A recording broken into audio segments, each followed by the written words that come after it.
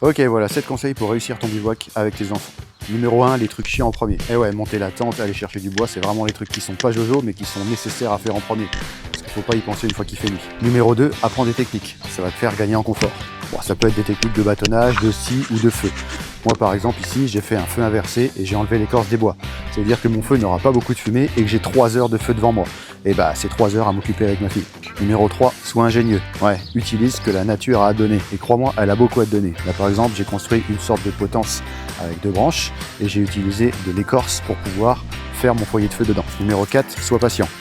Perso, là pour le feu, j'ai quand même pas mal galéré. Le bois était mouillé et j'ai recommencé beaucoup de fois. Le truc, c'est de ne surtout pas abandonner. Tu connais les techniques, tu connais les méthodes, tu recommences jusqu'à ce que ça fonctionne. Par exemple, ici, j'ai pas eu de flamme, alors j'ai déposé simplement la braise sur le dessus de mon feu et ensuite je lui ai donné de l'oxygène pour qu'il prenne. Et ça a fonctionné. Tiens, un petit tip en passant. Pense que quand tu souffles sur ton feu, tu rejettes du dioxyde de carbone et ça éteint le feu.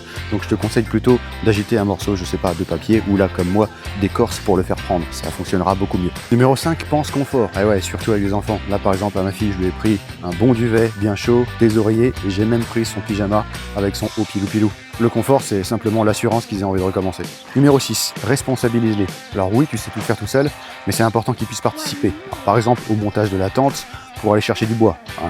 T'es pas obligé de leur donner un couteau ni de leur dire d'attiser le feu. Numéro 7, ça a l'air vraiment bête mais profite. Et ouais parce que t'es absorbé par tes techniques de bushcraft, t'es absorbé par le bien-être de tes enfants que parfois t'en oublies simplement de profiter. Donc pose-toi 5 minutes, admire la vue, ou relève-toi la nuit pour admirer le ciel que t'arrives pas à filmer, ou fais l'andouille avec ta lampe. Enfin bref, profite.